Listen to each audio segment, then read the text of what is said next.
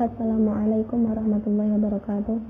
Alhamdulillahirabbil alamin wa bihi nasta'inu ala umuri dunya waddin. Wassalatu wassalamu ala asrofil anbiya'i wal mursalin wa ala alihi wa sahbihi ajma'in, amma ba'd. Yang terhormat beliau Bapak Bahauddin MS MPD selaku dosen pengampu mata kuliah Bahsul Kutub. Perkenalkan, saya Nuril Lalisania dan Rahmatul Fitriah Sari akan menjelaskan tentang tujuan pendidikan, yaitu mampu mengamalkan ilmu-ilmunya untuk orang lain. Terdapat pada hadis Sahih Bukhari nomor 3202 yang bunyinya, haddatsana Abu Asim Ad-Dhahhak bin Makhlad akhbarana Al-Auza'i haddatsana Hasan bin Atiyah an Abi Kabsyah an Abdullah ibni Amrin anna Nabiyya sallallahu alaihi wasallam ballighu anni walau ayatan wa hadithu an bani Israila wala haraja wa man kadzaba alayya muta'ammidan falyatabawwa maq'adahu minan nar, yang artinya, sampaikanlah dariku sekalipun satu ayat dan ceritakanlah apa yang kalian dengar dari Bani Israel, dan itu tidak apa atau tidak dosa, dan siapa yang berdusta atasku dengan sengaja, maka bersiap-siaplah menempati tempat duduknya di neraka.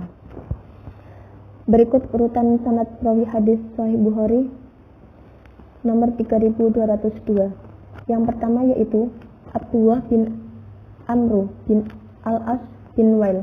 Beliau hidup di Maru, termasuk kalangan sahabat, wafat pada tahun 63 Hijriah.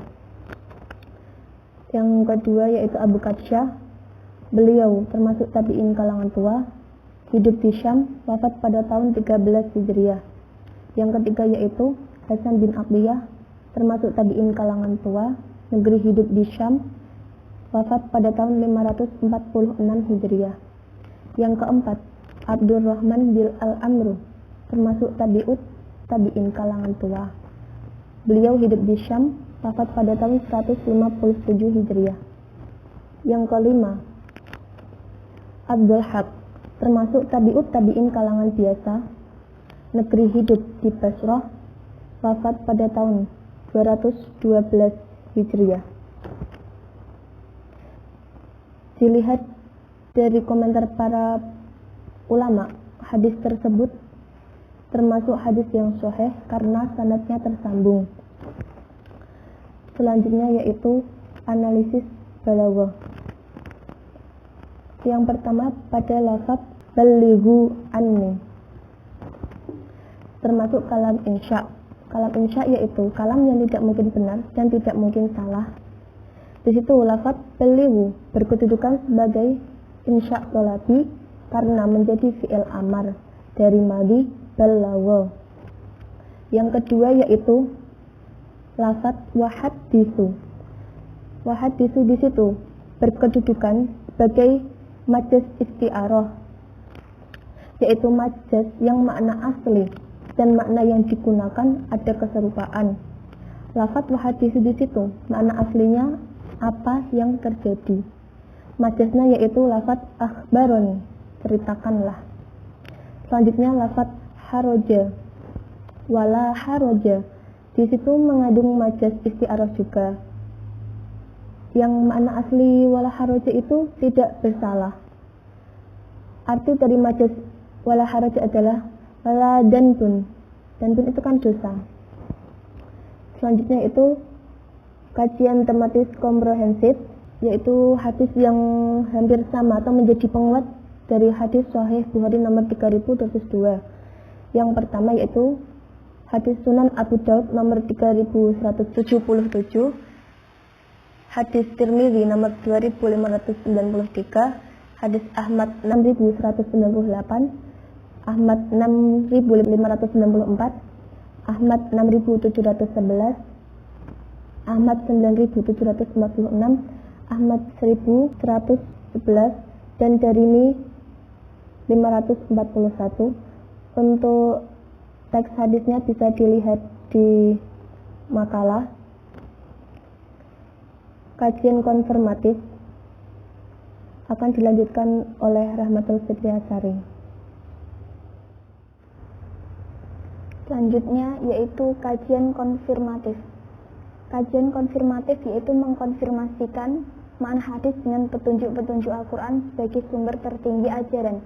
Nah, di sini kita mencoba mengkonfirmasikan hadis tersebut dengan ayat-ayat berikut. Pertama, surat Al-Kahfi ayat 66. Kedua, surat Al-Fatihah ayat 7. Bisa dilihat dalam makalah. Yang ketiga, surat At-Taubah ayat 122.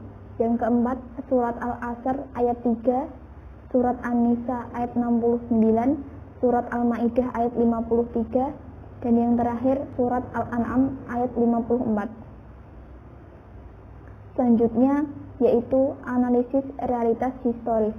Nah, makna dan arti suatu pernyataan dipahami dengan melakukan kajian atas realitas, situasi, atau problem historis di mana pernyataan sebuah hadis muncul baik dalam situasi mikro dan makro.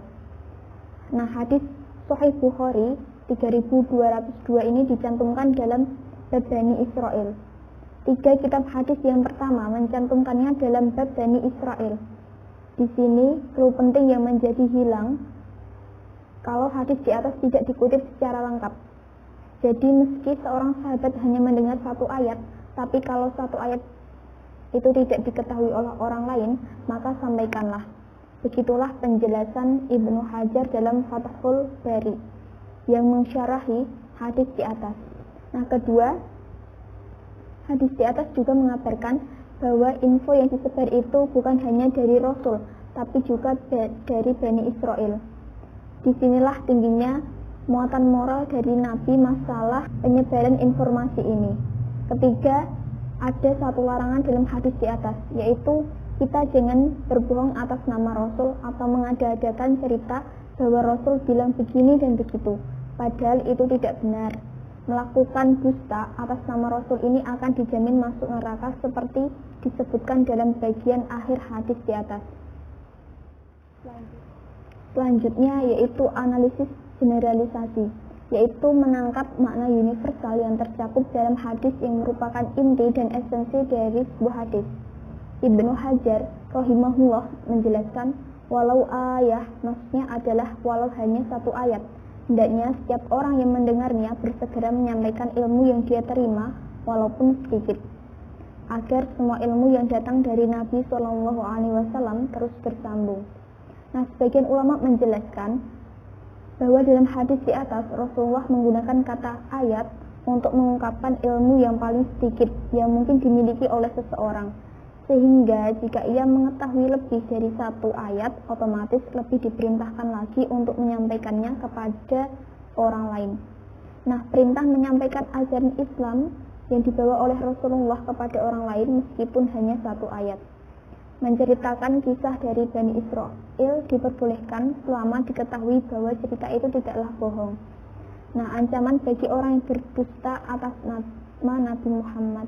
Selanjutnya yaitu kritik praksis, yaitu mengaitkan makna hadis yang diperoleh dari proses generalisasi ke dalam realitas kehidupan kekinian, sehingga memiliki makna praktis bagi problematika hukum dan kemasyarakatan kekinian. Tentang sabda beliau, sampaikan dariku walau hanya satu ayat. Al-Ma'afi An-Nahrawani mengatakan hal ini agar setiap orang yang mendengar suatu perkara dari Nabi SAW bersegera untuk menyampaikannya meskipun hanya sedikit. Tujuannya agar nukilan dari Nabi SAW dapat segera tersambung dan tersampaikan ke seluruhnya. Hal ini sebagaimana sabda beliau, hendaklah yang hadir menyampaikan pada yang tidak hadir. Selanjutnya yaitu kesimpulan. Makna dari hadis Bukhari 3202. Yang pertama, perintah menyampaikan ajaran Islam yang dibawa oleh Rasulullah kepada orang lain meskipun hanya satu ayat. Yang kedua, menceritakan kisah dari Bani Israel diperbolehkan selama diketahui bahwa cerita itu tidaklah bohong. Dan yang ketiga, ancaman bagi orang yang berdusta atas nama Nabi Muhammad SAW. Demikian yang dapat kami sampaikan, kurang lebihnya kami mohon maaf. Sebesar-besarnya, Wallahul muwaffiq ila aqwamit thoriq. Wassalamualaikum warahmatullahi wabarakatuh.